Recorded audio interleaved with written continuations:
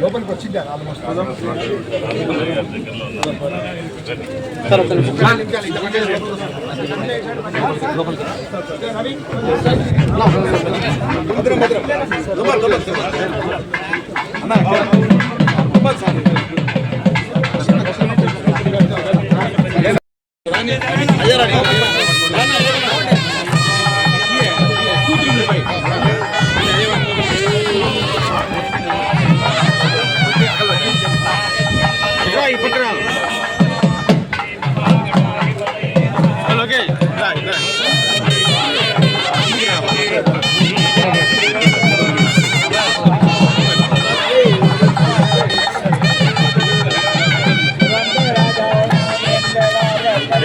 కొంచెం వెనుకున్నాం సార్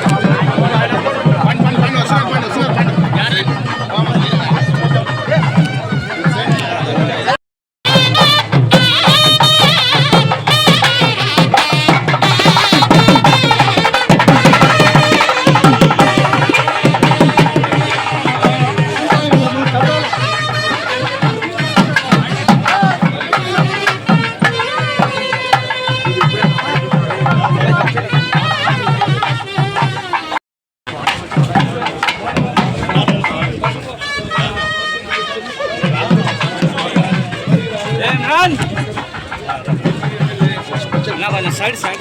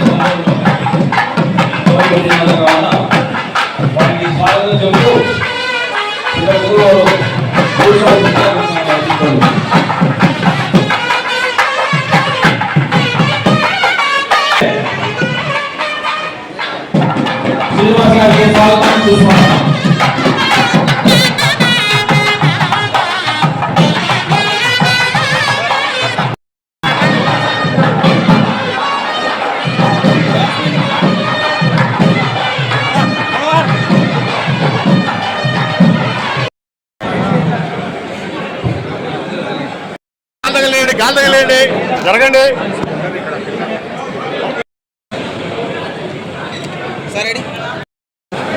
గౌరవనీయులు శ్రీ చెన్నంశెట్టి రామచంద్రయ్య గారు తెలుగుదేశం పార్టీ శాసన మండలి సభ్యులు మాజీ మంత్రివర్యులు సంఘీయుల తరఫున సాధారణంగా ఆహ్వానిస్తూ ఉన్నాం. తిరుపతి వారిని సాధారణంగా ఆహ్వానిస్తున్నాం సార్. డాక్టర్ గుణాల రవికృష్ణ ముందరున్న వాళ్ళు దయచేసి కూర్చోవలసిందిగా రిక్వెస్ట్ సార్.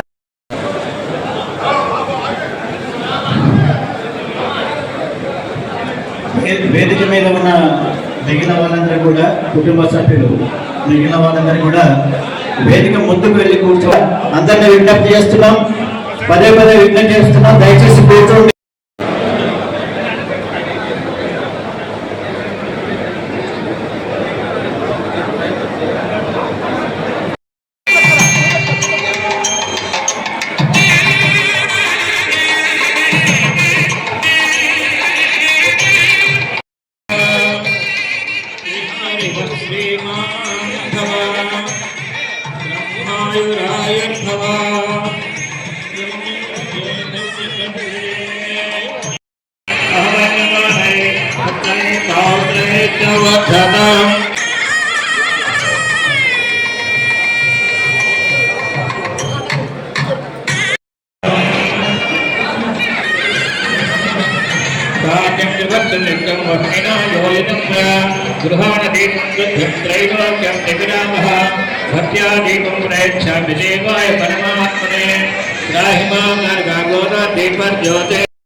విచ్చేసినటువంటి నంద్యాల శాసనసభ్యులు మరో గౌరవనీయులు శ్రీ ఎన్ఎండి ఫరూక్ గారు మంత్రివర్యులు, అదేవిధంగా 1884లో చాంతాలలో నంద్యాలలో రాజకీయ అరంగేట్రం చేసి కౌన్సిలర్గా ఎన్నికై నంద్యాల మున్సిపల్ వైస్ చైర్మన్గా మొట్టమొదటిసారిగా పదవి చేపట్టారు 1984లో. 1985లో తెలుగుదేశం పార్టీ తరఫున నంద్యాల శాసనసభ్యులుగా ఎన్నికై షుగర్ మంత్రి, చక్కెర, వక్ఫ్ బోర్డ్ మరియు ఉర్దూ అకాడమీ మంత్రివర్యులుగా 1985 నుండి 29 వరకు సేవలు అందించారు. అదేవిధంగా 1994లో తిరిగి శాసనసభకు ఎన్నికై పురపాలక శాఖ మంత్రిగా, ఉన్నత విద్యాశాఖ మంత్రిగా 2004 వరకు నారా చంద్రబాబు నాయుడు గారి మంత్రివర్గంలో పనిచేశారు. 1917 నుండి 2023 వరకు ఎమ్మెల్సీగా ఉన్నారు. 2017 నుండి 2018 వరకు శాసన మండలి చైర్మన్గా పనిచేశారు. 2018 నుండి 2019 వరకు ఆరోగ్య శాఖ మంత్రిగా పనిచేశారు. ఇటీవల జరిగిన ఎన్నికల్లో తెలుగుదేశం పార్టీ నుంచి గెలుపొంది న్యాయశాఖ, మైనారిటీ సంక్షేమ శాఖల మంత్రిగా బాధ్యతలు చేపట్టారు. శ్రీ ఎన్ఎండి ఫరూక్ గారు పురపాలక మంత్రిగా ఉన్నప్పుడు నంద్యాల మున్సిపాలిటీ శతాబ్ది ఉత్సవాల సందర్భంగా ఒక అద్భుతమైనటువంటి centenary town hall, Nandamuri town hall, అదేవిధంగా దాని పక్కన పార్కును అభివృద్ధి చేసిన ఘనత శ్రీ ఎన్ఎండి ఫరూక్ గారిది. అదేవిధంగా ఎన్టీఆర్ షాదిఖానా, ఎన్టీఆర్ షాపింగ్ కాంప్లెక్స్ నిర్మించినటువంటి వ్యక్తి కూడా శ్రీ ఫరూక్ గారు. నంద్యాల దాహార్తి తీర్చడం కోసం సమ్మర్ స్టోరేజ్ ట్యాంక్ నిర్మించినటువంటి ఘనత మున్సిపల్ శాఖ మంత్రిగా ఫరూక్ గారికి దక్కుతుంది. అదేవిధంగా ఉన్నత విద్యాశాఖ మంత్రిగా నంద్యాల ప్రభుత్వ కళాశాల, డిగ్రీ కళాశాలలో అదనపు భవనాల నిర్మాణానికి నిధులు మంజూరు చేసి మన నంద్యాలలో విద్యాభివృద్ధికి దోహదం చేసిన వ్యక్తి శ్రీ ఎన్ఎండి ఫరూక్ గారు. అదేవిధంగా స్వల్పకాలం వైద్య ఆరోగ్య శాఖ మంత్రిగా ఉన్న నంద్యాల ప్రభుత్వ ఆసుపత్రిని 300 పడకల ఆసుపత్రిగా మార్చడంలో, ప్రపంచ బ్యాంకు నిధులు రాబట్టడంలో ఫరూక్ గారికి ప్రత్యేకమైనటువంటి పాత్ర వహించారని చెప్పక తప్పదు. మరి శ్రీనివాసనగర్ సెంటర్లో బాలాజీ కాంప్లెక్స్కి వెళ్ళే దారిలో వాళ్ళ పూర్వీకుల ఇల్లు ఉండేది. ఆ ఇల్లు వారు అప్పట్లో చాలా తక్కువకే ప్రభుత్వానికి స్వాధీనం చేయడంతో బాలాజీ కాంప్లెక్స్ కు మనందుకు పోయే రోడ్డు ఏర్పడింది.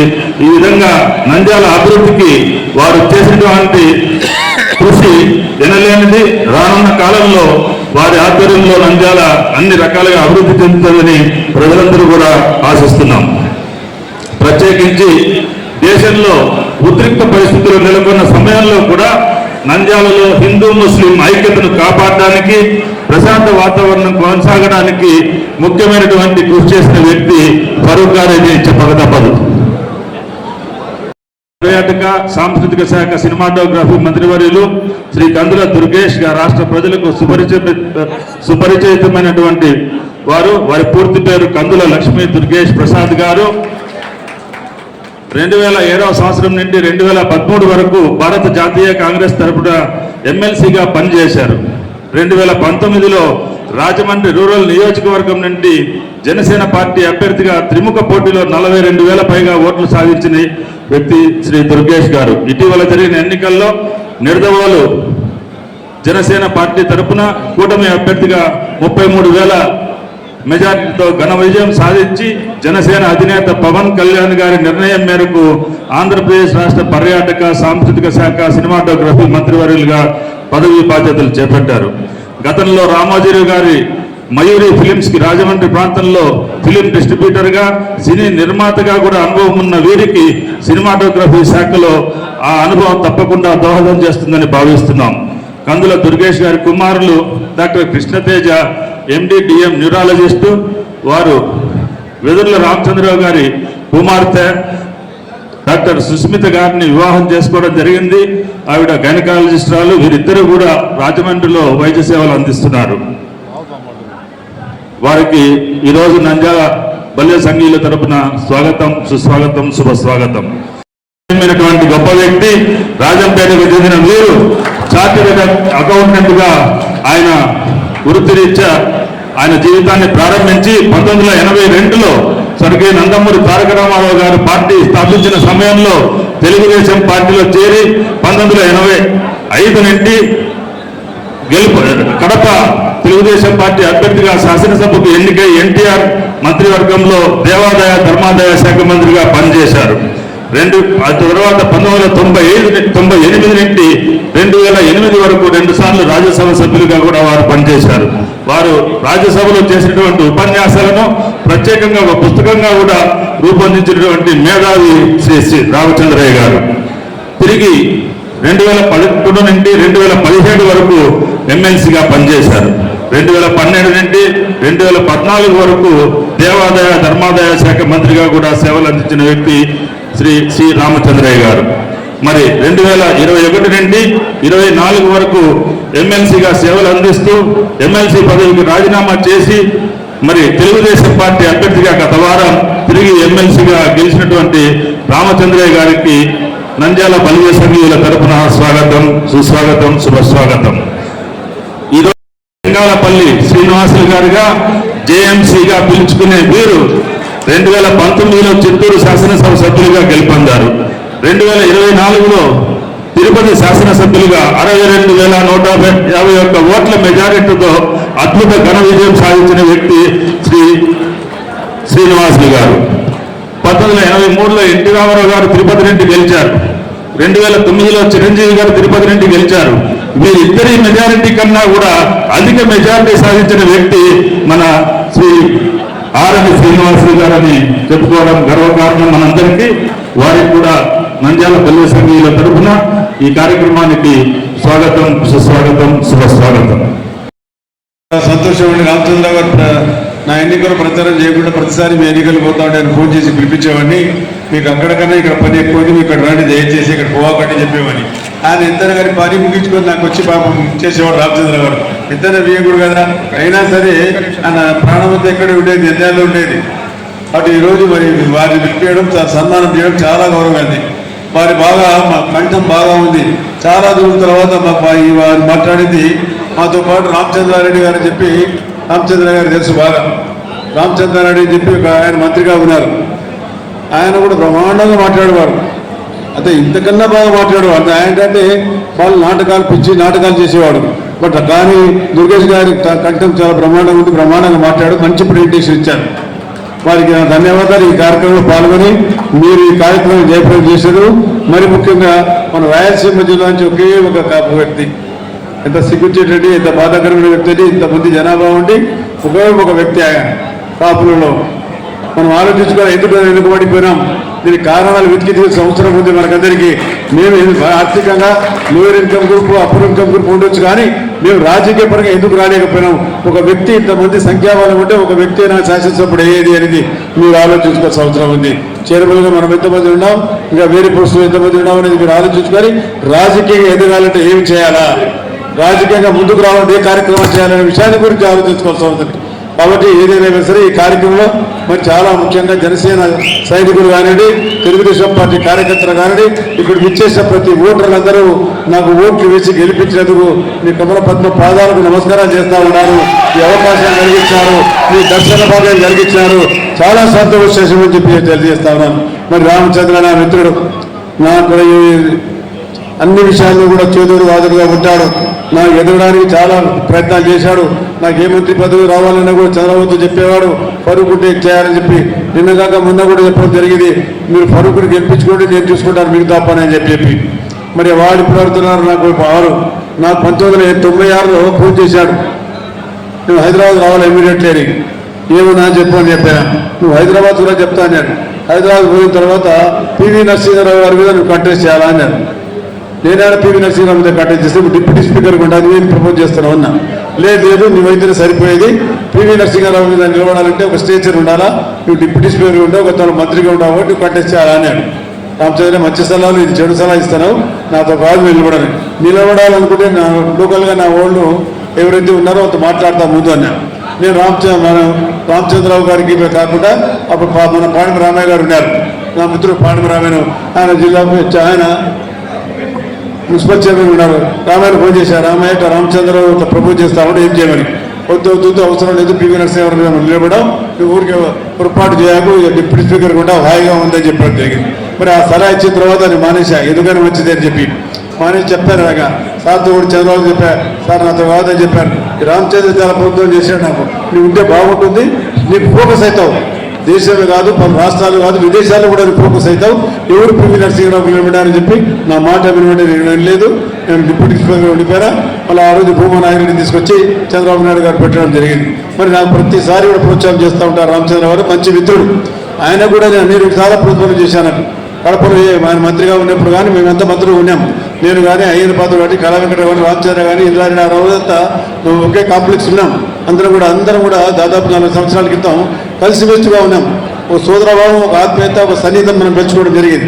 ఈ రకంగా మేము అభివృద్ధి సంక్షేమ కార్యక్రమాలు పాల్పంచుకోవడం ఒకరికొకరు. కాబట్టి ఈరోజు ఈ కార్యక్రమాలకు చాలా ఎందుకంటే చాలా కార్యక్రమం అయిపోయేది, చాలా మంది వేసి చూస్తున్నారు, సన్మానం చేయాలి, టైం తీసుకుంటూ ఉన్నారు.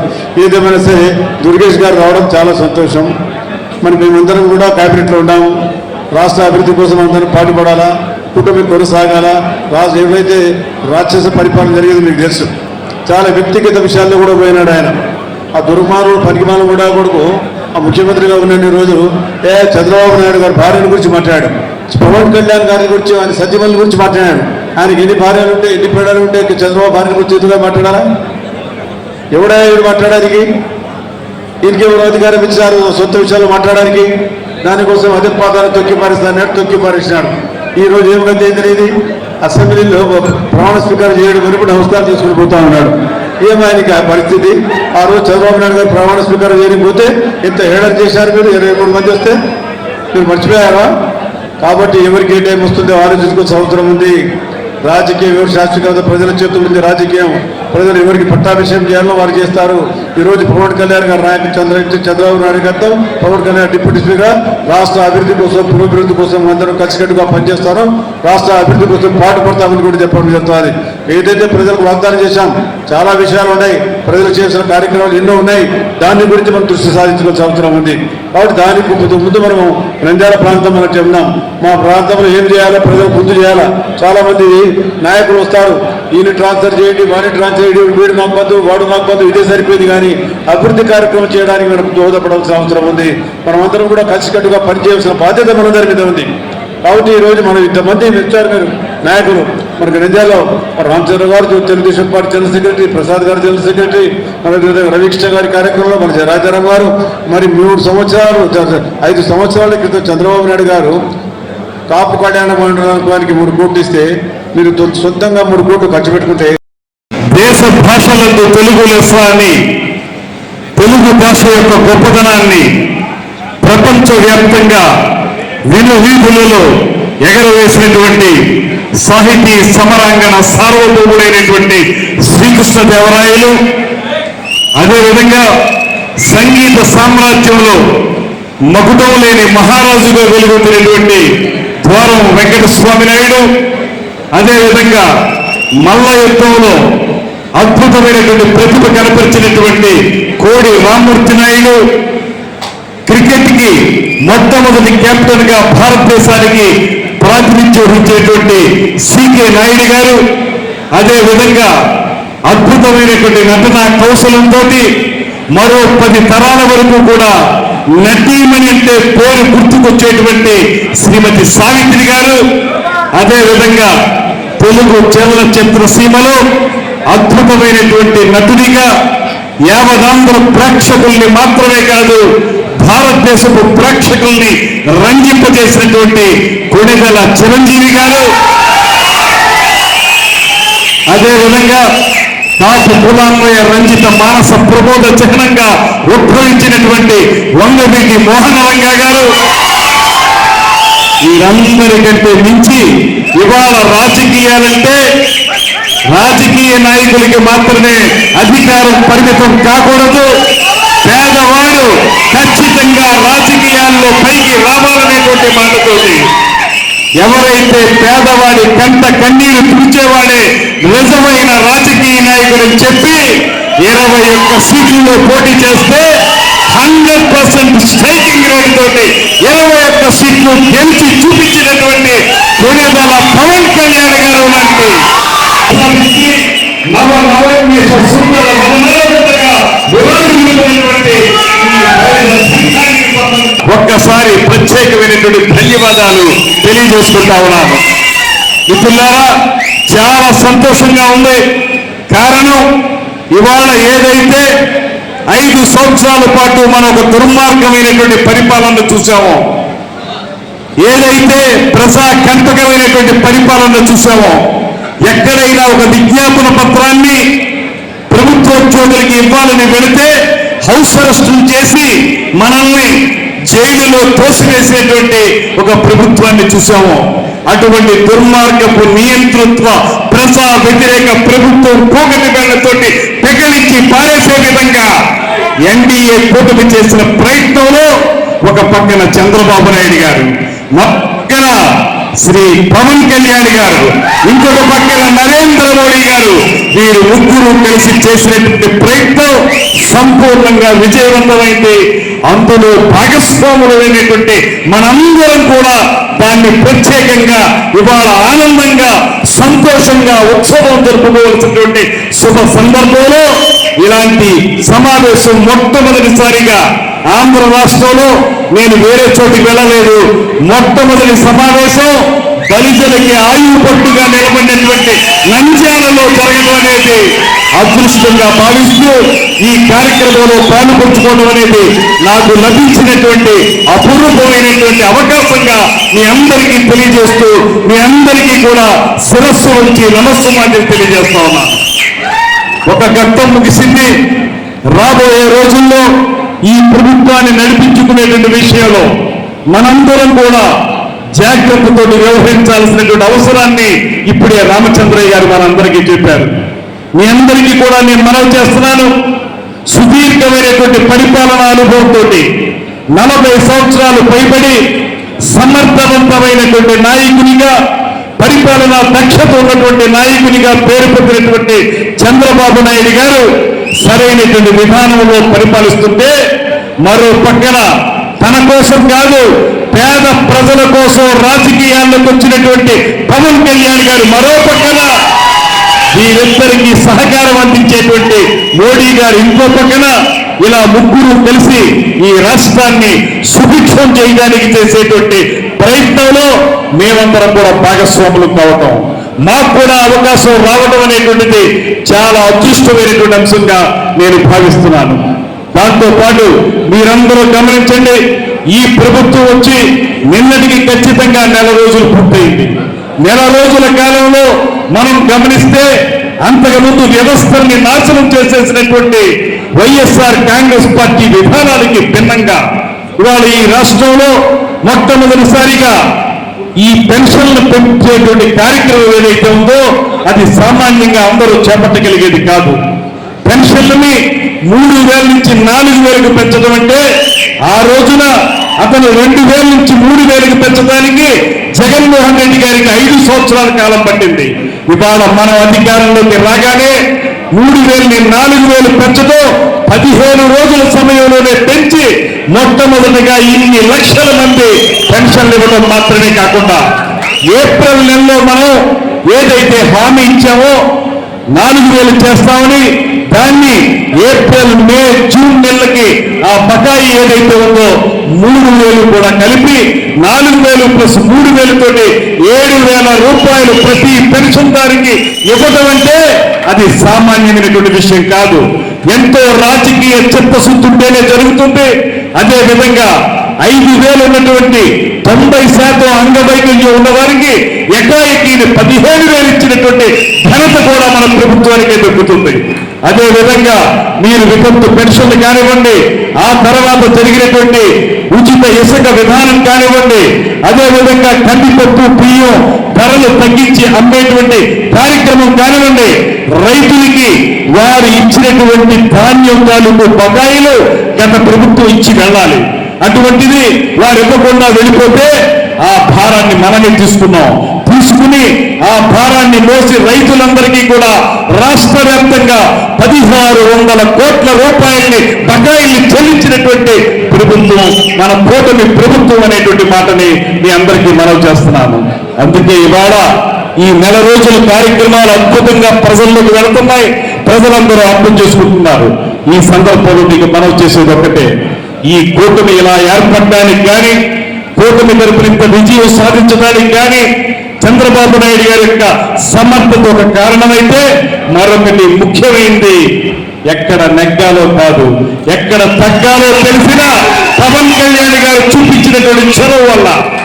ఆ రోజు అన్నారు అందరూ 24 సీట్లు అంటే 24 సీట్లు ఏంటంటే తీసుకోవడం, ఇంకా 50-60 తీసుకోవాలంటే ఆయన దానికి చెల్లించుకోలేదు. అప్పటికి మళ్ళీ భారతీయ జనతా పార్టీ వాళ్ళు వచ్చి మాకు కొన్ని సీట్లు కావాలంటే మళ్ళీ 24ని 21కి తగ్గించుకుని 3 ఎంపీ సీట్లని 2 ఎంపీ సీట్లుగా తగ్గించుకున్నప్పటికీ కూడా రావటం ఒక్కొక్కసారి లేట్ అవుతుందేమో కానీ రావటం మాత్రం పక్కా అనే విధంగా 21కి 21 నెక్కి 2 ఎంపీలకి 2 ఎంపీలు నెక్కి 100% స్ట్రైకింగ్ రేటుతో నెగ్గినటువంటి ఏకైక మనగాడు ఈ దేశంలోనే పవన్ కళ్యాణ్ గారు అనేటువంటి మాటను మీ అందరికీ మనం చేస్తున్నాను. ఆ తర్వాత కూడా మీరు గమనించండి, ఆయన డిప్యూటీ సీఎం అయిన తర్వాత ఇవాల్టి వరకు కూడా ఏ ఒక్క క్షణం తీరిక లేకుండా సమీక్షలు చేస్తూ పేద ప్రజలకు ఏ రకంగా అందుబాటులో ఉండాలనేటువంటి ఆలోచన చేస్తూ తద్వారా ప్రజారంజకమైనటువంటి పరిపాలనని రాష్ట్రానికి అందించడానికి నిరంతర నిర్విరామ కృషి చేస్తున్నటువంటి నాయకుడు పవన్ కళ్యాణ్ గారు అనేటువంటి మాటను కూడా ఈ సందర్భంగా తెలియజేస్తా ఉన్నాను. అదేవిధంగా ఇక్కడ ఫారూక్ గారి నెగ్గడానికి ఇక్కడ జన సైనికులు చూపించిన చొరవ, ఇందాక కారులో వస్తున్నప్పుడు కూడా ఫారూక్ గారు నాకు చెప్పారు, మీరు ఇంకా ఇతర వర్గాలు ఎవరైనా కొద్దిగా అటు ఇటు వెళ్ళారేమో కానీ దళిత సంఘీయులు జన సైనికులు మాత్రం 190% మంది నన్ను నెగ్గించడానికి ఉపయోగపడ్డారనేటువంటి మాట వారు చెప్పినప్పుడు మీరందరూ ఈ గెలుపులో భాగస్వాములు అనేటువంటి మాటని మీ అందరికీ నేను మనవి చేస్తున్నాను. ఇది నిలబెడదాం, కూటమిని నిలబెడదాం.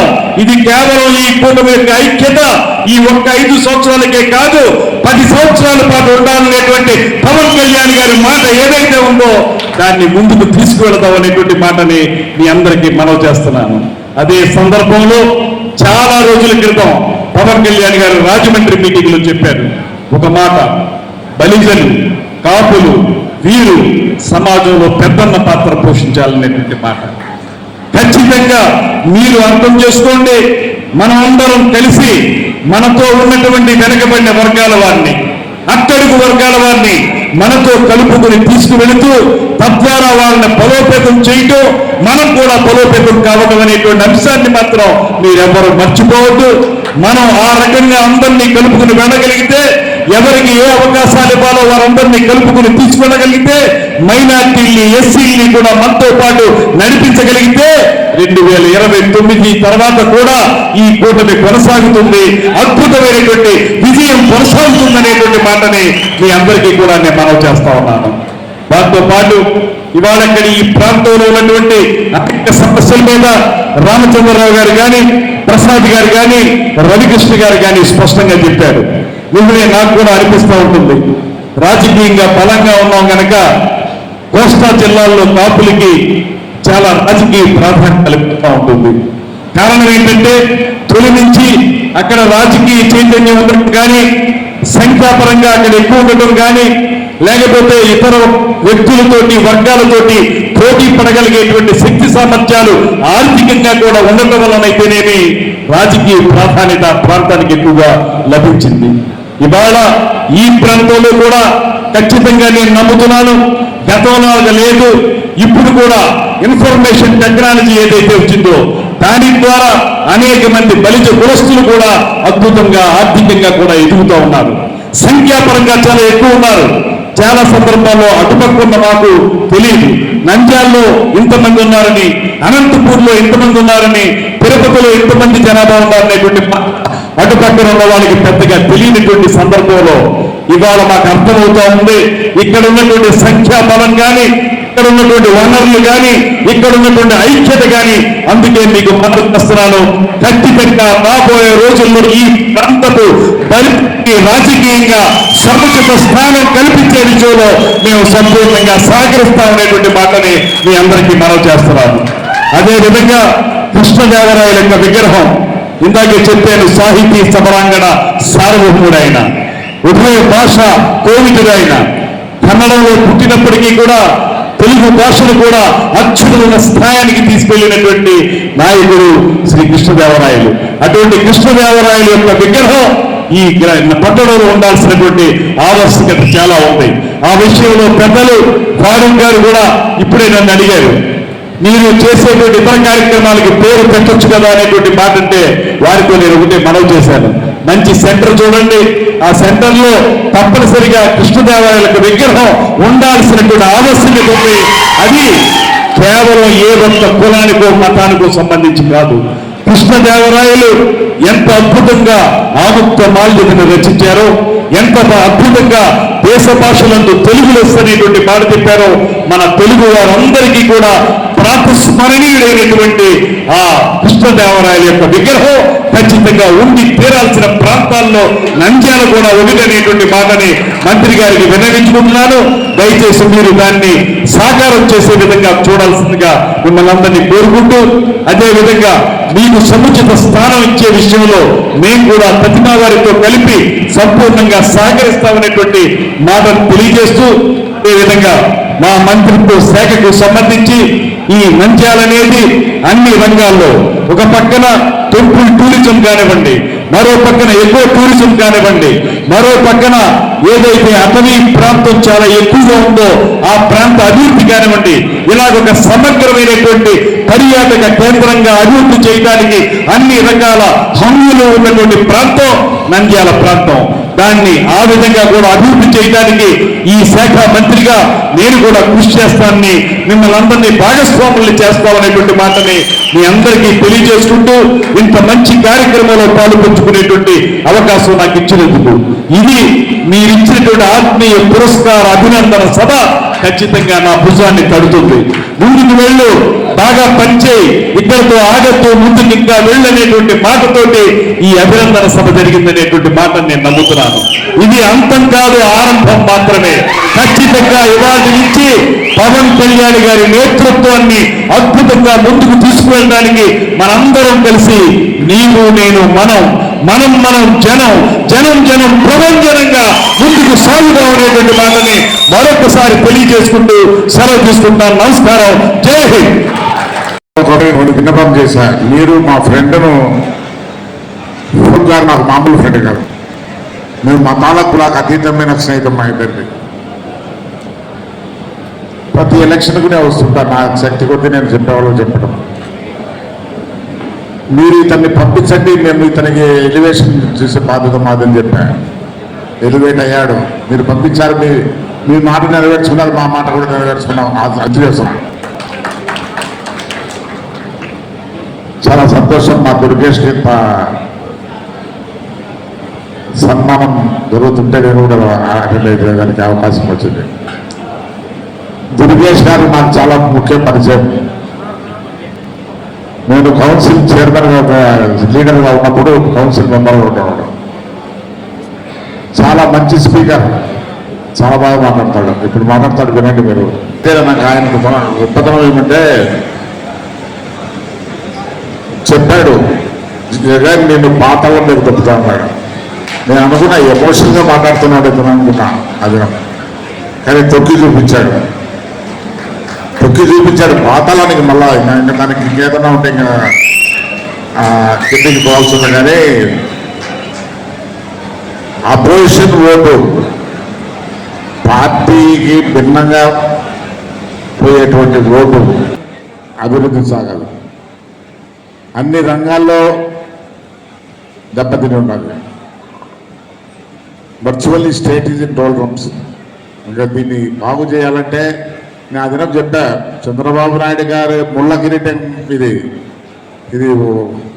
ఆయన నెత్తినేదో రత్నాల కిరీటం అనుకుంటున్నారేమో, కాదు. నేను అదినం విజయవాడలో చెప్పా, ఎవరైనా ఇది ఏదో ఆయనకు ఫేవర్ చేస్తున్నాడు అనుకుంటే పొరపాటు. ఆయన మనకు ఫేవర్ చేస్తున్నాడు. ఎందుకంటే ఈ ఇంత కుంటుబడిన రాష్ట్రాన్ని ట్రాక్ పైన పెట్టాలంటే మామూలు విషయం కాదు. నన్ను అడిగాడు బాబు ఎందుకు అంటున్నావు ఆ మాటని. నేను ఒక ఎగ్జాంపుల్ చెప్పాను. నా తమ్ముడు, నా బంధువులే విపరీతంగా సంపాదించారు ఈ వక్ర మార్గంలో సంపాదించారు. నువ్వు ఈ వక్ర మార్గాన్ని మార్చాలంటే ఒప్పుకుంటారు వాళ్ళు? ఒప్పుకోరు. వాళ్ళ డబ్బు ఖర్చు పెట్టి వాళ్ళు ఇచ్చేసి రెచ్చగొట్టి ప్రజలను అటెం చేస్తారు. దాన్ని కంట్రోల్ చేయాలి. తర్వాత డిమారలైజ్డ్ పోలీస్ ఫోర్సెస్ ఏ విధంగా పోయినాయో తెలుసు. వాళ్ళపైన ఎంత ప్రెజర్ ఉండింది, ఏ విధంగా చేశారని. వాళ్ళందరినీ సక్రమమైన మార్గంలో పెట్టుకోవాలి. ఇప్పుడు అవస్థపడుతున్నాడు పాపం. మంచి ఆఫీసర్స్ని వెతికి వేస్తున్నాడు. దొరకడంలో అందరూ మంచి ఆఫీసర్స్. ఇదే ఆఫీసర్స్తో పని చేయించాలా. అడ్మినిస్ట్రేషన్ అంత తేలికైన విషయం కాదు. పరిపాలన అంత తేలికైన విషయం కాదు, ముఖ్యంగా ఇటువంటి సమయంలో. అందువల్ల చాలామంది అనుకోవచ్చు అతన్ని ఎందుకు ఇంత అనుభవం లేని వ్యక్తులు తీసుకున్నాడని. తెలుసు అతనికి సీనియర్స్ని ఎట్లా వాడుకోవాలని. అదే పద్ధతిలో వాడుకుంటున్నాడు. సమావేశానికి విచ్చేసిన అధ్యక్షత వహించిన మన దుగ్గర్ల రామచంద్రరావు, ప్రముఖ న్యాయవాది, తెలుగుదేశం పార్టీ రాష్ట్ర కార్యదర్శి, ఈ ఒక్క నంద్యాలలో మొట్టమొదటిగా ఎన్డీఏ కూటమి తరఫున ఆత్మీయ అభినందన బలిజ సోదరులు ఏర్పాటు చేయడం, మనస్ఫూర్తిగా బలిజ సోదరుల్ని, ఎన్డీఏ కూటమి నాయకుల్ని అందరినీ కూడా పేరు పేరున మరొక్కసారి అభినందిస్తున్నాను. ఎందుకంటే నంద్యాలకు ఒక చరిత్ర ఉంది. ఈ నంద్యాల పట్టణంలోనే గౌరవ నీలం సంజీవరెడ్డి గారు రాష్ట్ర ప్రెసిడెంట్గా దేశ ప్రెసిడెంట్గా కూడా ఎన్నిక ఇక్కడి నుంచే ప్రాతినిధ్యం వహించారు.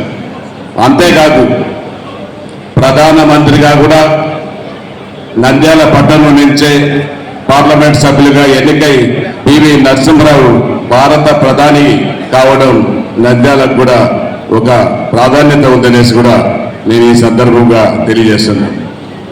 అటువంటి నంద్యాలలో ఈరోజు ఎన్డీఏ కూటమి ఆత్మీయ అభినందన సమావేశం ఏర్పాటు చేయడం చాలా సంతోషంగా ఉంది. అంతేకాదు ఈ ఒక్క నంద్యాలలో మన తెలుగుదేశం పార్టీ జాతీయ నాయకులు, ప్రస్తుత ముఖ్యమంత్రి గౌరవనీయులు నారా చంద్రబాబు నాయుడు గారు కూడా ఇక్కడ ప్రచార నిమిత్తం రావడం, అందులో భాగంగా ఇక్కడ అప్పుడున్న ప్రభుత్వం వైఎస్ఆర్ కాంగ్రెస్ పార్టీ ప్రభుత్వం ఇక్కడే చంద్రబాబు నాయుడు గారిని కూడా అరెస్ట్ చేయడం, ఇక్కడి నుంచి రాజమండ్రి జైలుకు తీసుకెళ్లడం, ఇది కూడా ఒక సంచలనం సృష్టించిన నియోజకవర్గం నంద్యాల. ఇటువంటి నియోజకవర్గానికి ఏది జరిగినా ఒక చరిత్రగా మిగిలిపోతూ ఉంది. అందరూ కూడా విద్యావంతులు, రాష్ట్రం నడిబొడ్డులో, ఉమ్మడి రాష్ట్రంలో ఉండేది రాయలసీమలో. అటువంటి ప్రదేశం నుంచి మనం అందరూ కూడా ఈరోజు అతిరథ మహారాజులందరూ కూడా పిలిచి సన్మానం చేయడం మరొకసారి మిమ్మల్ని అభినందనగా కూడా అభినందిస్తున్నాను. సోదరులారా, కూటమి సభ్యులారా, రాజకీయానికి రావాలనుకుంటే ఆర్థికీయంగా రాజకీయంగా ఎదుర్కొని ముందుకు దూసుకెళ్ళాలి. ప్రతి ఒక్కరు ఒకరి స్థాయిలో ఒకరు వారి స్థాయిని వారు ఎంచుకొని సర్పంచ్ నుంచి ఇందాక చెప్పాం ప్రధానమంత్రి వరకు ఈ యొక్క మన రాష్ట్రంలో ఆంధ్ర రాష్ట్రంలో ఒక మంచి పేరు ఉంది. దీనికి మనమందరూ కూడా సమాయత్తం కావాలి. ఇప్పుడు మన దేశ రాజకీయాల్లో మన జనసేన అధ్యక్షులు గౌరవనీయులు పవన్ కళ్యాణ్ గారు ఒక చరిత్ర సృష్టించారు.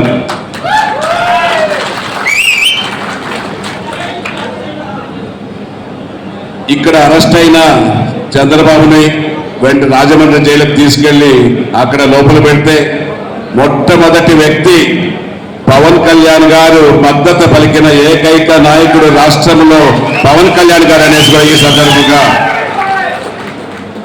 మీకు అందరికీ తెలియజేస్తున్నా.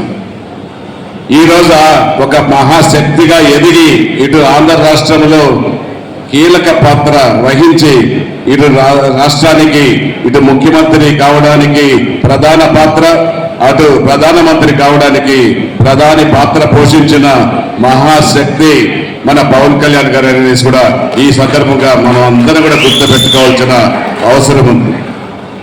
అంతేకాదు, ఒక్కసారి 2019లో రాజకీయాల్లో అడుగుపెట్టి 2 చోట్ల పోటీ చేస్తే ఓడిపోయి మన ఎమ్మెల్యేలంతా కూడా ఒక్కరు గెలిస్తే మిగతా వాళ్ళంతా ఓడిపోవడం జరిగింది. అప్పటికి కూడా పట్టు వదలని విక్రమార్కుడిగా ఒక నాయకుడిగా ఎదిగి 2024లో ఘన విజయం 21 సీట్లు ఎమ్మెల్యేలు తీసుకొని 21 మంది ఎమ్మెల్యేలు గెలిపించారు. అదేవిధంగా 2 ఎంపీలు తీసుకొని 2 ఎంపీలను గెలిపించారు. దేశ చరిత్రలో ఒక పార్టీలో ఇన్ని సీట్లు నిలబెట్టిన స్థానాల్లో 100% గెలిచిన జనసేన పార్టీ అది గౌరవనీయులు పవన్ కళ్యాణ్ గారికి దక్కిందనేసి కూడా ఈ సందర్భంగా మనకందరికీ కూడా మనం గుర్తు చేసుకోవాల్సిన అవసరం ఉంది. ఘన విజయం సాధించిన ఎన్డీఏ ప్రభుత్వంలో మంత్రివర్యులుగా ప్రమాణ స్వీకారం చేసిన మన సామాజిక వర్గం వాళ్లకు, అలాగే మన స్థానిక ఎమ్మెల్యే స్థానిక వారు మంత్రిగా ప్రమాణం చేసిన ఫారూక్ గారిని, మిగిలిన వాళ్ళందరినీ కూడా పిలిచి మన సమాజం తరపున, మన సంఘం తరపున వాళ్ళని గౌరవించి, తద్వారా మన సంఘం చేసిన కార్యక్రమాలు, రాజకీయంగా మనం చేసిన కృషిని ఎక్స్ప్లెయిన్ చేస్తూ, తద్వారా ఈ సంఘానికి, ఈ సమాజానికి ఉపయోగపడే విషయాలన్నింటినీ కూడా వారి ద్వారా పొందాలనే ఉద్దేశంతో ఏర్పాటు చేసింది. అందుకే ఈ రాష్ట్ర ప్రభుత్వంలో మంత్రివర్యులుగా ప్రమాణ స్వీకారం చేసిన ఎన్ఎండి ఫారూక్ గారిని, అలాగే గంగుల దుర్గేష్ గారిని, ఎమ్మెల్సీగా వచ్చిన సీనియర్ నాయకుడు శ్రీ రామాంజనేయ గారిని, అలాగే తిరుపతి ఎమ్మెల్యేగా ఘన విజయాన్ని సాధించిన ఆర్ఎన్ శ్రీనివాసులు గారిని ఈ కార్యక్రమంలో మనం ముఖ్య అతిథిగా తీసుకొని వారిని గౌరవించి, తద్వారా మన కోరికలు, మనకు కావాల్సిన విషయాలన్నింటి కూడా ప్రభుత్వం అంచులకు చేర్చి లబ్ధి పొందాలి, ఈ సమాజం లబ్ధి పొందేలాగా చేయాలని చెప్పి ఒక మంచి ఉద్దేశంతో ఏర్పాటు చేసిన కార్యక్రమం ఇది. మనం గమనిస్తే 1982లో పార్టీ స్థాపించినప్పటి నుంచి బంజ సామాజిక వర్గం రాయలసీమ ప్రాంతాల్లో మెజార్టీగా తెలుగుదేశం పార్టీకే సపోర్ట్ చేస్తుంది అనే విషయాన్ని అందరూ కూడా ఆమోదించవలసిన విషయం. సో మన అదే పద్ధతిలో చూసుకుంటే మనం కడప జిల్లాలో, చిత్తూరు జిల్లాలో మన సమాజానికి సంబంధించి రిప్రజెంటేషన్ ఉండింది. అంటే రామచంద్రయ్య గారు కానివ్వండి, మిగిలిన పలువురు నాయకులు కానివ్వండి, పీపుల్స్ రిప్రజెంటేటివ్గా అసెంబ్లీలో, పార్లమెంట్లో వివిధ కార్యక్రమాల్లో పార్టిసిపేట్ చేయగలిగిన అవకాశం ఉండింది. అయితే దురదృష్టవశాత్తు కర్నూలు జిల్లాలో అధిక జనాభా ఉన్నప్పటికీ కూడా, అంటే కర్నూలు జిల్లా ఇప్పుడు Nandyal parliamentary constituency, Nandyal parliamentary కాన్స్టిట్యుయెన్సీలో ఆలగడ్డ, నంద్యాలలో అధిక జనాభా మనం ఉన్నప్పటికీ కూడా దురదృష్టవశాత్తు ఈ సామాజిక వర్గం నుంచి పీపుల్స్ రిప్రజెంటేటివ్గా, ఎమ్మెల్యేగా కానీ, ఎమ్మెల్సీగా కానీ ఎవరు కూడా వచ్చే అవకాశం లేకుండా, అవకాశాలు బాగాలేదు, అవకాశం వచ్చినా కానీ తీసుకునే నాయకత్వం ఉన్న వాళ్ళు లేకపోవడం వల్ల కానివ్వండి ముందుకు రాలేకపోయిన పరిస్థితులు మనకు కనపడుతున్నాయి. మరి ఈ పరిస్థితుల్లో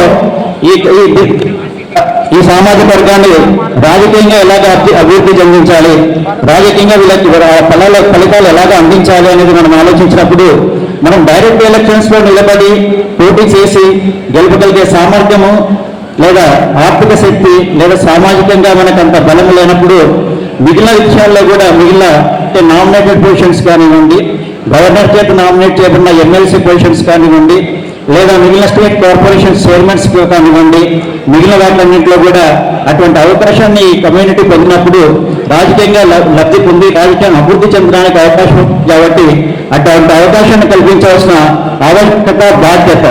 ఆవశ్యకత ఎందుకంటే ఈ కమ్యూనిటీని డెవలప్ చేయాల్సిన బాధ్యత మీ అందరికీ.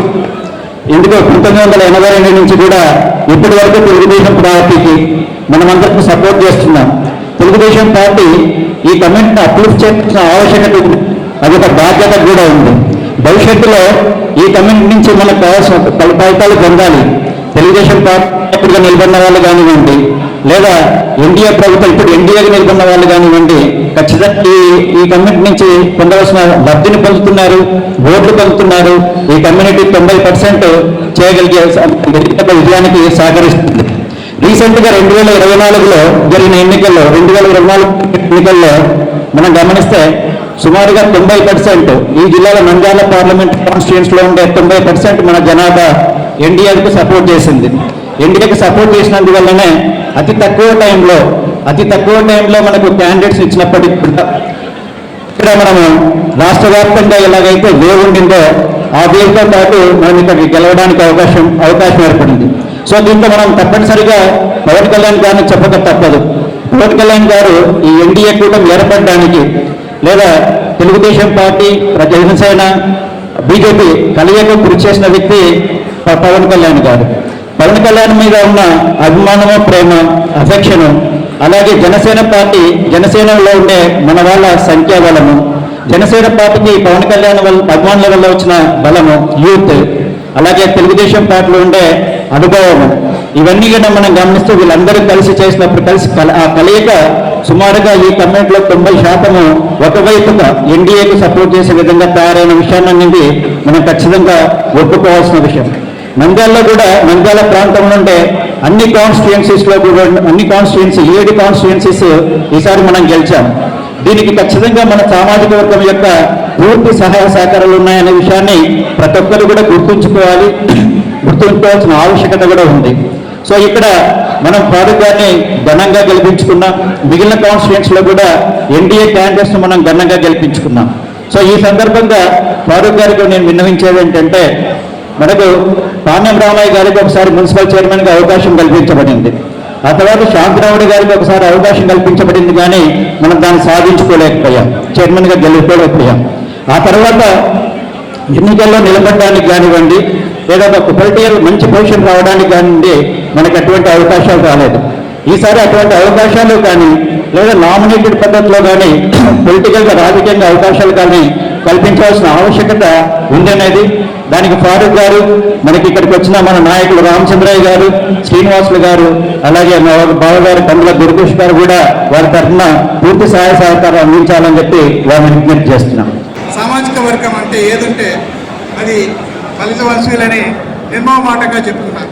నంద్యాల పార్లమెంట్ నియోజకవర్గంలో కూడా హిందువులలో అధిక ఓటర్లు ఉన్న సామాజిక వర్గము నంద్యాల పార్లమెంట్ సంబంధించి కూడా బల్జీలే ఉంటూ ఉన్నారు. అది అందరూ గమనించవలసిందిగా కోరుతున్నారు. ఈ సామాజిక వర్గం నంద్యాలలో బల్జీ సంఘం కొన్ని దశాబ్దాల క్రితం ఏర్పడి సామాజికంగా వర్గంలో ఉన్నటువంటి పేద విద్యార్థులకు సహకారం అందించడం, అదేవిధంగా యువజన సంఘం ఆధ్వర్యంలో కార్తీక వన భోజనాలు, మిగతా పరస్పరం సహకరించడానికి కావాల్సిన కార్యక్రమాలన్నీ జరుపుతూ వచ్చినాము. ప్రతివాదిగా అదేవిధంగా ఈ సామాజిక వర్గం రాజకీయంగా ఇచ్చిన భారీ మద్దతుకు అనుకూలంగా ఈ సామాజిక వర్గానికి చెందిన వారికి విద్యార్థులకు స్కాలర్షిప్లు, వీధులకు ఇంటి స్థలాలు, మరియు రాజకీయంగా అన్ని అవకాశాలు కల్పించాలని పెద్దలందరికీ, ఇక్కడ చేరిన పెద్దలందరికీ మరొకసారి విజ్ఞప్తి చేస్తున్నాము. ఈ అవకాశాల గురించి డీటెయిల్గా, సంక్షిప్తంగా, సంపూర్ణంగా శ్రీ నద్దెల రామచంద్ర గారు మాట్లాడే స్పీచ్లో మీకు అందరికీ వివరిస్తారని తెలియజేస్తున్నాను. అధిక శాతం పేదలు మధ్యతరగతి ఉన్నటువంటి ఈ సామాజిక వర్గానికి ప్రత్యేక రిజర్వేషన్ కల్పించాల్సిన అవసరము చాలా ఉందని గత 30 సంవత్సరాలుగా ప్రతి వేదిక మీద రాజకీయ నాయకులు కోరుతూ ఉన్నాము. కానీ అది ఆశ నిరాశంగా నిలిపోతున్నది. గౌరవనీయులు శ్రీ నారా చంద్రబాబు నాయుడు గారు ముఖ్యమంత్రిగా ఉన్న సమయంలో మొట్టమొదటిసారిగా ఈ రిజర్వేషన్లకు కొంత శాతాన్ని ఈ బలిజ సామాజిక వర్గానికి కేటాయిస్తూ నిర్ణయం తీసుకోవడం జరిగినది. కానీ ఈ సామాజిక వర్గానికి తీరని అన్యాయం చేస్తూ ప్రస్తుత వైసీపీ గవర్నమెంట్ ఈ నిర్ణయాన్ని అధికారంలోకి వచ్చిన వెంటనే తొలగించడం జరిగింది. ఇది చాలా దారుణమైన హేయమైన పని అని ఈ వర్గం ఎప్పుడు భావిస్తూనే వస్తుండేది. కానీ ఇప్పుడు పెద్దలు వేదిక మీద ఉన్నారు.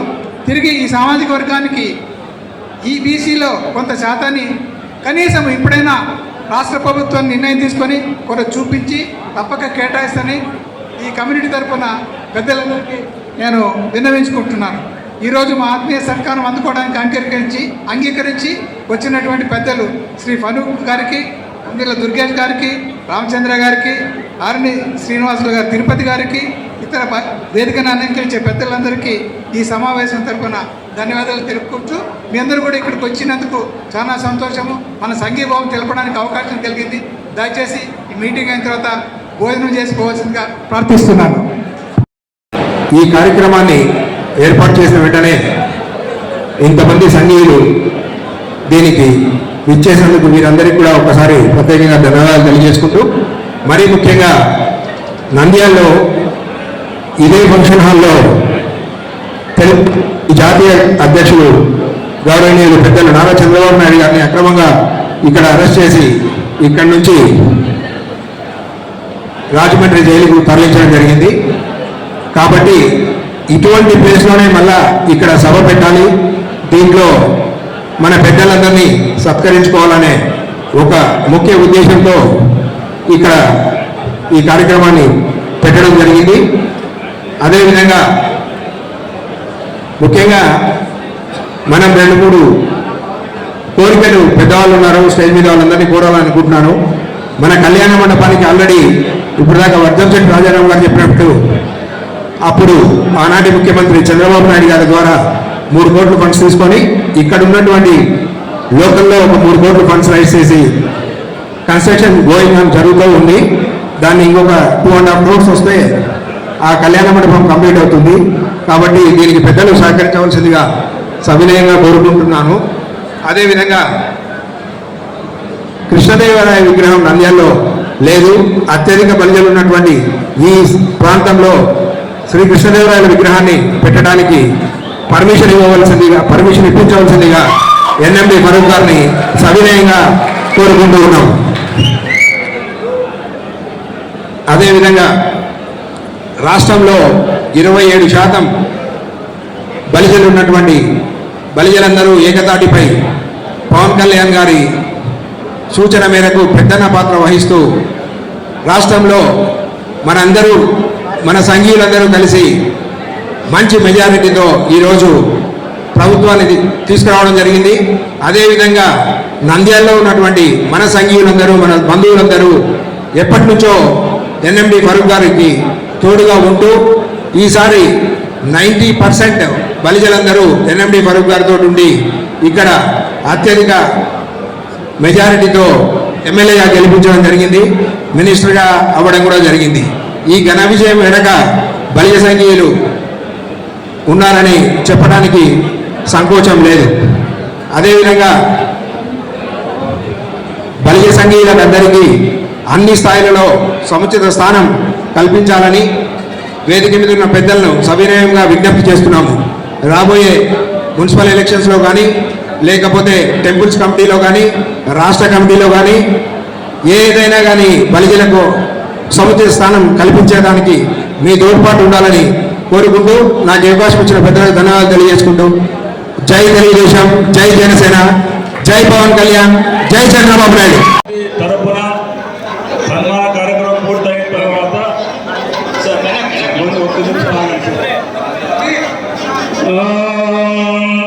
అగ్నిర్వసుతిర్భవ ఆదిత్యాయువ తేజో భవ విష్ణురివ శ్రీమాన్ భవ శతమానం భవతి శతాయుః పురుషస్తేంద్రియ ఆయుక్షేమేంద్రియే ప్రతిష్టతే రోచనో రోచమానః శోభనః శోభమానః కళ్యాణః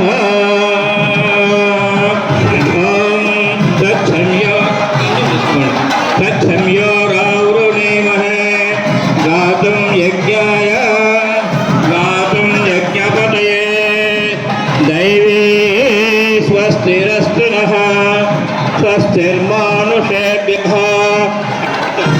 स्वस्तिर्मानुषेभ्यः ऊर्ध्वं जिगातु भेषजं सन्नो अस्तु द्विपदे शं चतुष्पदे ओम शांति शांति शांति राजाधिराजाय प्रसह्य साहिने नमो वयं वै श्रवणाय महाराजाय नमः ओम हिरण्यवर्णां हरणीं सुवर्णरजतस्रजां चन्द्रां हिरण्मयीं लक्ष्मीं जातवेदाममावः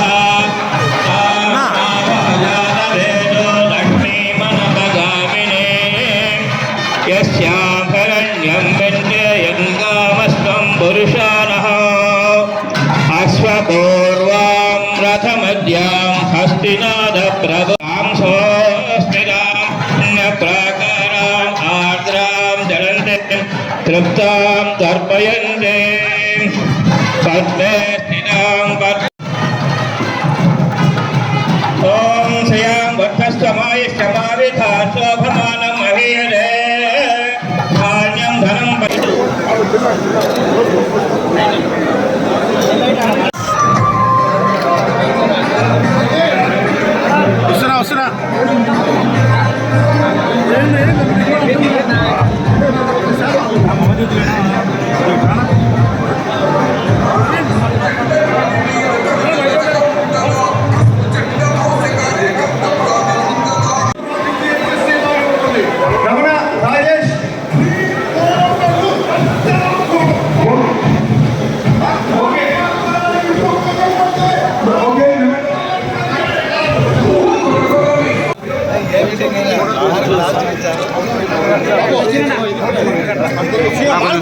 సైడ్ రండి